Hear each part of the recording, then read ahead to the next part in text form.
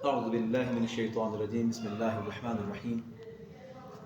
اللہ رب العزت نے قرآن مجید میں ارشاد فرمایا فَوَيْلٌ لِّلْمُصَلِّينَ الَّذِينَ هُمْ عَنْ صَلَاتِهِمْ سَاهُونَ، تباہی ہے نمازیوں کے لیے، ان نمازیوں کے لیے جو اپنی نمازوں سے غافل ہیں۔ کہ نمازوں کی غفلت کیا ہے؟ نمازوں کی غفلت یہ ہے کہ آپ کو فرائض کا پتہ نہیں اور فرائض کی ادائیگی کیسے کرنی ہے پتہ نہیں، نماز کے واجبات کا علم نہیں، نماز کے سنن کا علم نہیں، اور آپ کو یہ بھی خبر نہیں کہ کس چیز کے ترک سے نماز فاسد ہو جاتی ہے، کس چیز کے ترک سے سجدہ سہو لازم آتا ہے۔ تو نماز کے ان معاملات کا جاننا ہر شخص پر ضروری ہے۔ اسی طرح تکبیرات انتقال نماز کی درست ادائیگی کے لیے بہت اہمیت کی حامل ہے۔ اعلیٰ حضرت اپنے فتاوی رضویہ جلد نمبر 6 صفحہ نمبر 188 میں تکبیرات انتقالات کا طریقہ بیان کرتے ہوئے ارشاد فرماتے ہیں کہ جس وقت آپ تکبیر کہیں، تکبیر تحریمہ ہے تو تکبیر تحریمہ کے لیے ہاتھ اٹھائیں اور اللہ اکبر کی الف ادا کرتے ہوئے آپ کے ہاتھ کانوں کی لو سے جدا ہوں اور اکبر کی راہ کے اوپر آپ کے ہاتھ پورے بندھ جائیں۔ طریقہ دیکھیے، اللہ اکبر۔ اسی طرح رکوع میں جاتے ہوئے اللہ اکبر کی الف سے حرکت شروع ہو اور اکبر کی راہ پر آپ رکوع میں کامل طور پر منتقل ہو چکے ہوں۔ کیسے؟ اللہ اکبر۔ اسی طرح جب آپ رکوع سے کھڑے ہوں اور سمیع اللہ لمن حمیدہ کہیں تو سین سے آپ کی حرکت شروع ہو، جیسے ہی آپ کی زبان پر سین ادا ہو، سمیع اللہ لمن حمیدہ کی سین، اور اس وقت آپ اپنا سر رکوع سے اٹھائیں اور حمیدہ کی ہا کے اوپر آپ سیدھے کھڑے ہو جائیں۔ کیسے؟ سمیع اللہ لمن حمیدہ۔ اسی طرح جب آپ سجدے کو جائیں تو سجدے کو جاتے ہوئے چونکہ فاصلہ زیادہ ہے تو اللہ اکبر کی جو اللہ کی الف ہے اس کو کھینچیں اور اللہ اکبر کی را جو ہے اس کو سجدے میں ادا کریں۔ کیسے؟ اللہ اکبر۔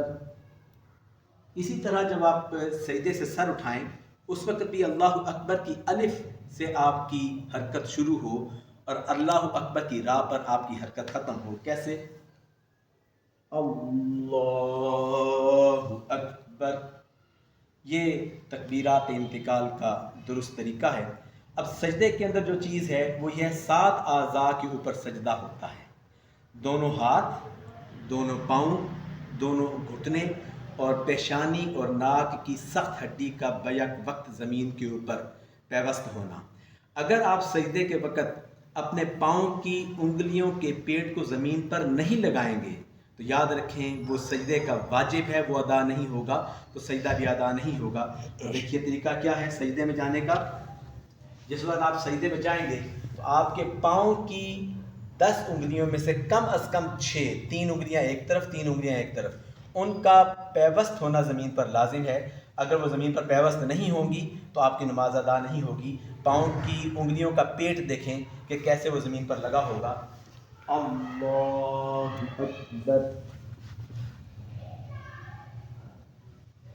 اس طرح 10 کی 10 انگلیوں کا پیٹ کا زمین پر پیوست ہونا یہ سجدے کی درست ادائیگی کے لیے واجب ہے۔